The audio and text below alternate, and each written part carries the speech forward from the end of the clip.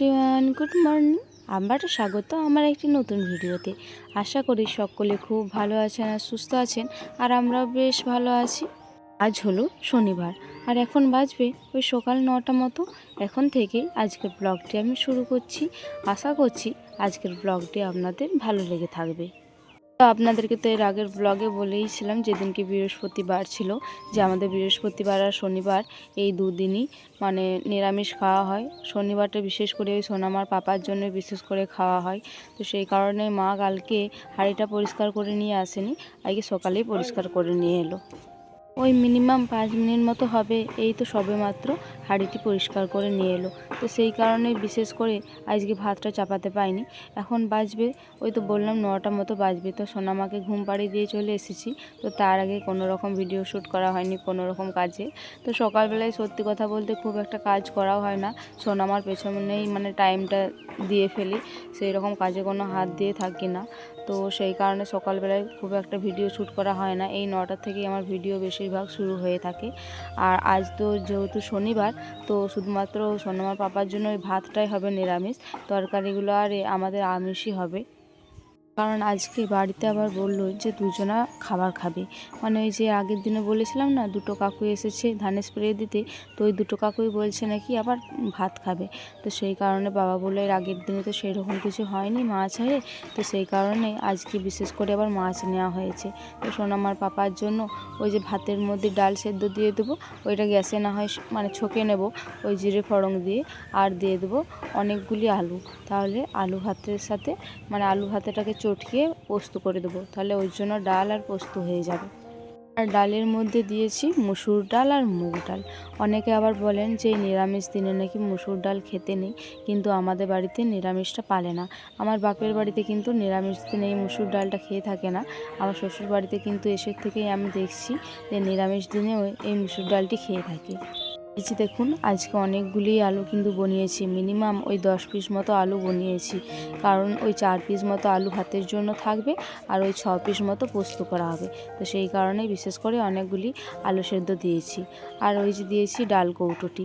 আবার এই দিকে দেখছি ওই যে ঢাকাটি ওই পাশটাতে রেখেছিলাম, তো ওই শীষেরটাতেই মানে ওই আগুনের যে শীষটা উঠছে ওই শীষটাতে আবার সে কালো মতো হয়ে গেছে। তো অনেকক্ষণ চেষ্টা করলাম, দেখলাম যে না হলো না, মানে বাধ্যতা আবার কলপাড়েতে যেয়ে ভালো করে পরিষ্কার করে নিলাম। এরপরে বেশ দেখতে ভালো লাগছে বলুন। কিছুক্ষণ আগে তো কেমন একটা যেন দেখতে লাগছিল। তো আজকে তো বললাম শনিবার, তো সেই কারণেই বিশেষ করে শিল আর নোড়াটে ধুয়ে নেবো, কারণ কালকে তো আমিষ রান্না হয়েইছিল, বাটাবুটি হয়েছিল। তো ওই যে পোস্তটি বাটবো আর আদা জিরে বাটবো, তো এই কারণেই বিশেষ করে শিলটা ধুয়ে নিচ্ছি। সত্যি কথা বলতে প্রত্যেক বৃহস্পতিবার আর প্রত্যেক শনিবার যে আমাদের শিলটা ধোয়া হয় তা কিন্তু নয়, মানে হয়তো কোনো বৃহস্পতিবারে ধোয়া হলো বা কোনো শনিবারে ধোয়া হলো, এরকমভাবেই ধোয়া হয়। বিশেষ করে মানে শনিবারেই ধোয়া হয়ে থাকে। যাই হোক, এই বৃহস্পতিবারই ধোয়া হয়েছিল জানেন তো, সেই দিনে আর দেখানো হয়নি। আজকে এই যে শনিবারেও আবার ধোয়া হচ্ছে। তো প্রথমে সোজা দিকটা ধুয়ে দিলাম, তারপরে এই যে উল্টো দিকটি ভালো করে ধুয়ে নিচ্ছি। এটার মানে খাঁজে খাঁজে খাঁজে খাঁজে অনেক ময়লা জমে আছে, তো এটা কস বাইক ছাড়া উঠবে না। তো মাকে বললাম যে মা কস বাইকটা নিয়ে আসবো, তো মা বলেছে না না একটু কস বাইকটা আর দিতে হবে না। তো আমি শিলটা নিয়ে এসেছিলাম, তো অনেকক্ষণ ধোয়ার পরে মা বলছে দে দে আমি তুলে দিচ্ছি, তোকে আর তুলতে হবে না, এখন কোমর ডালে লেগে যাবে, কারণ কারণ প্রচণ্ড পরিমাণে ভারী তো শিলটা, তো সেই কারণে। আর ওই যে নোড়াটি যে পাটাটির মধ্যে থেকে ওই নোড়াটিও বেশ পরিমাণে নোংরা হয়েছিল, তো ওইটিও ভালোভাবে ধুয়ে নিচ্ছি। মা কিন্তু জানে না আমি এই তারের ছোপাটি করে মানে পরিষ্কার করছি, না হলে জানি না কি বলবে।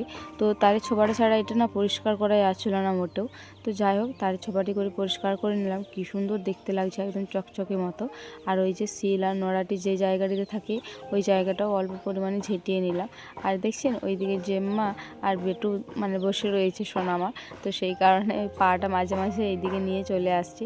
তো ওই জায়গাটা ভালো করে নাতাও দিয়ে দিলাম, কারণ কালকে বললাম না আমিষ রান্না হয়েছিল, তো তাহলে নাতা না দিলে তো মানে শিলটা ধোয়ার কোনো মানে মানেই রইলো না। তো সেই কারণে বিশেষ করে নাতাটা দিয়ে দিই, তারপরে না হয় শিলটা ভালোভাবে রেখে দেবো। আমি যে কাপড়টি নিয়ে এসেছি ওইটা নাতা দেওয়ারই কাপড়। তো মাই বললো যে ওই কাপড়টি করে নাতাতে দিয়ে দে, আর অন্য কাপড় করতে হবে না, নাহলে তো আবার ধুতে হবে। তো সেই কারণেই নাতা দেওয়া কাপড়টাই নিয়ে এসেছিলাম। এই যে ওইখানটি মুছাও কমপ্লিট হয়ে গেছে। আর যে কোনো জায়গা ধুলে মুছলে কি সুন্দর মানে দেখতে লাগে। দেখুন এই কিছুক্ষণ আগে কেমন একটা লাগছিল আর এখন কি সুন্দর না লাগছে। মা বলল ভাতটা হয়ে গিয়েছে, মা আজকে ভাতটা নামিয়ে দিয়েছে। মা আজকে সকাল করে স্নান করে চলে এসেছে। বললাম না 2-3জন লোক খাবে, তো সেই কারণেই মা সকাল করে স্নান করে চলে এসেছে। দেখছি এই নিরামিষের ঝামেলা আবার আমিষের ঝামেলা, ওকে পাকাতে পারবে না পারবে, তো সেই কারণেই বিশেষ করে চলে এসেছি। তো মাকে বললাম যে মা কতগুলি সর্ষে দেবো, কারণ আজকে 2 রকমের সর্ষে দিয়ে তরকারি হবে। একটা হবে চচ্চড়ি আর একটা হবে ওই যে আলুতে কালাতে মানে বাটনা দিয়ে ভাজা। তো সেই কারণে মা বললো এখন নাকি ওই যে আলু আর কাল্লা বাটনা ভাজাটি ওইটিই চাপাবে। তো মা বললো তো ওইটারই আগে বেটে দে, তারপরে আমি চচ্চড়ি না হয় পরে বেটে নেবো। তো সেই কারণে ওইটাই অল্প পরিমাণে বেটে দিলাম, খুব একটা বেশি দরকার নেই তো, আর খুব একটা বেশি পরিমাণে নেইও।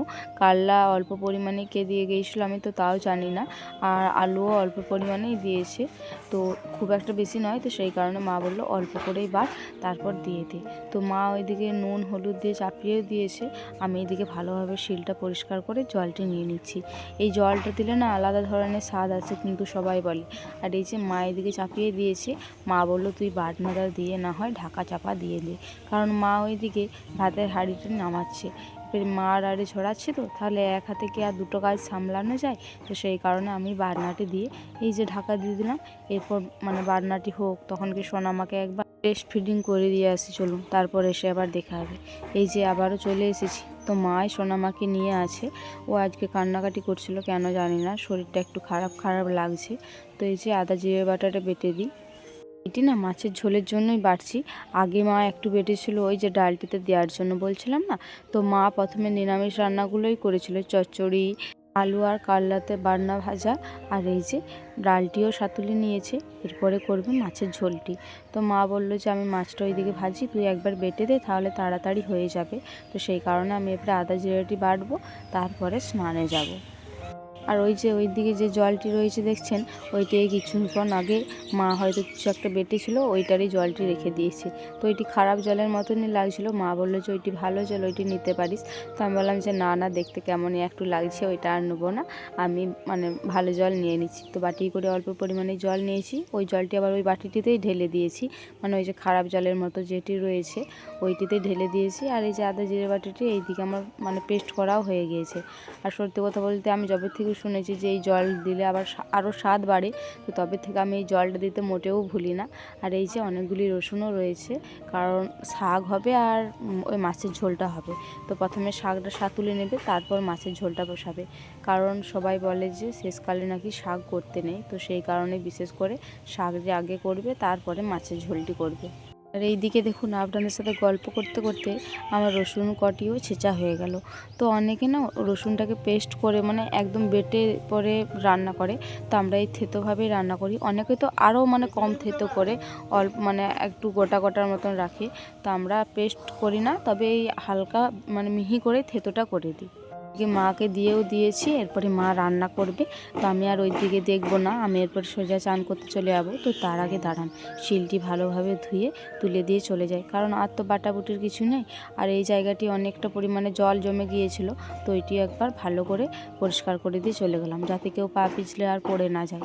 আর এই যে এইদিকে দেখুন আমি চান করতে বেরিয়েও পড়েছি।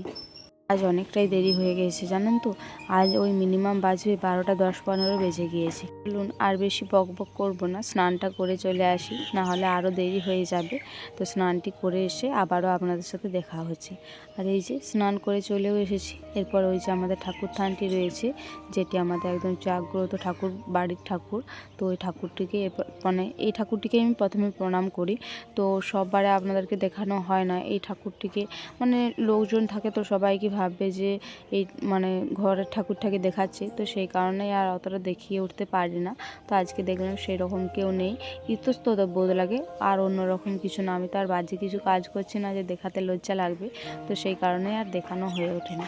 আর ওইদিকে সোনামা মায়ের কলে ছিল, তো সোনামাকে একটু ওই ঠাকুর মাটি দিয়ে এলাম, কারণ বললাম না শরীরটা একটু খারাপ লাগছে। আর প্রতিদিনই আমি দিই, যেদিনই প্রণাম করতে যাই। এটা যে আজকে শরীরটা খারাপ সেই জন্য, তার জন্যও নয়। আর ওই যে ওইদিকে ঠাকুরগুলিকে প্রণাম করে নিলাম, এইদিকে বাবাকেও ধূপ দিয়ে নিলাম। আর এই যে চলে এসেছি আমার ঠাকুর ঘরে। অনেকে বলবেন হয়তো এটা আবার তোমার কি ঠাকুরের ঘর। তো সত্যি কথা বলতে আমাদের তো মানে কোনো আলাদা ঠাকুরের ঘর নেই। তো দিদি ভাইয়েরও এরকমই একটি ঠাকুরের তাক রয়েছে, ও কি সুন্দরভাবে গুছিয়ে রেখেছে সবগুলিকে। আর আমিও এরকম সুন্দরভাবেই গুছিয়ে রেখেছি। এগুলোই আমাদের মানে মনের মতো হয়ে গিয়েছে, নিজের মতো করে রেখেছি। তো সেই কারণে আজ আর ছাদকে গেলাম না, কারণ আজকে যা রোদের জোর দিয়েছে, সত্যি কথা বলতে আজকে সকাল থেকেই তো ভীষণ রোদের জোর দিয়েছে। তো নিচেই মনে হচ্ছে জামা কাপড়গুলো শুকিয়ে যাবে। আর নিচে তারাটি যেহেতু ফাঁকাও ছিল, তো সেই কারণে আর ছাদকে গেলাম না। আগে নিচে মিলে দিই, তারপরে ওই যে সকালে অনেকগুলি পরিষ্কার করা হয়েছিল তো কাপড়গুলি, ওগুলি কুড়িয়ে নিয়ে চলে আসবো। তারপর ব্যাস আর নিশ্চিন্ত, আর কাপড় মেলার জন্য আর কোনো ঝামেলা থাকবে না। কারণ ছাদে মিলে দিয়ে এলে কী হয় জানেন তো, ছাদে মিলে দিয়ে এলে কখন ভাবি যে কুড়াতে যাবো, এই রোদে খরে গেল, এই রোদে হয়ে গেল। তো নিচে মিললে অতটাই হয় না, নিচে মিললে শুকিয়ে গেলে সঙ্গে সঙ্গে কুড়িয়ে নিয়ে যায়। তো আপনাদেরকে আর একটা কথা বলছি, আপনারা হয়তো আমার ভয়েসের সাথে অন্য কোনো একটা শব্দ পেতে পারেন, ঠোকাঠুকি। তো আমাদের এই বাড়ির পাশে একটা বাড়ি হচ্ছে দাদা ভাইদের, ওইদেরই মানে কালকে হয়তো ঢালাই। তো ওই ঢালাইয়েরই কাজ চলছে, তো মানে ঢালাই হবে বলে ঠোকাঠুকি চলছে। তো এই কারণেই বিশেষ করে একটু শব্দটা উঠছে, অন্য কিছু নয়। যে আমি ছাদে জামা প্যান্টগুলিও কুড়িয়ে নিয়ে চলে এসেছি। এখন বাজবে ওই মিনিমাম 1:30-2টো মতো। তো সোনামার পাপা মাঠ থেকে এলো, তো এসে পরে দেখছি যে এই যে পার্সেলটি নিয়ে এসেছে। তো বলছে তুমিই না হয় ওপেন করো। তো সোনামাকে এই মুহূর্তে খাওয়ানোও হয়ে গিয়েছে, ওকে খাইয়ে ওর জেম্মার কাছে রেখে দিয়ে এসেছি। তো এর জেম্মার কাছে রয়েছে, তখনকে বলছে যে এই পার্সেলটা ওপেন করো। তো আমি ভাবলাম কী এসেছে, পরপর 2 দিন, কালকেও এসেছিলো আবার আজকেও। বলছে এই যে ফোনের কভারটি এসেছে। তো সত্য কথা বলতে খুবই ভালো এসেছে। আর ওই যে বিশেষ করে এই কভারটা নিয়েছি মানে ক্যামেরাটার জন্য, ক্যামেরা প্রোটেকশনের জন্য। তো খুবই ভালো, আপনারা কেউ নিতে চাইলে আমি লিঙ্ক দিয়ে দেবো, ওইখান থেকে নিয়ে নেবেন। ভিডিওটি এই পর্যন্তই। সোনামায়ের শরীরটি খারাপ ছিল বলে আর কন্টিনিউ করতে পারিনি। আশা করছি আজকের ভিডিওটি আপনাদের ভালো লেগে থাকলো। তো আবারও দেখা হবে পরবর্তী কোনো ভিডিওতে।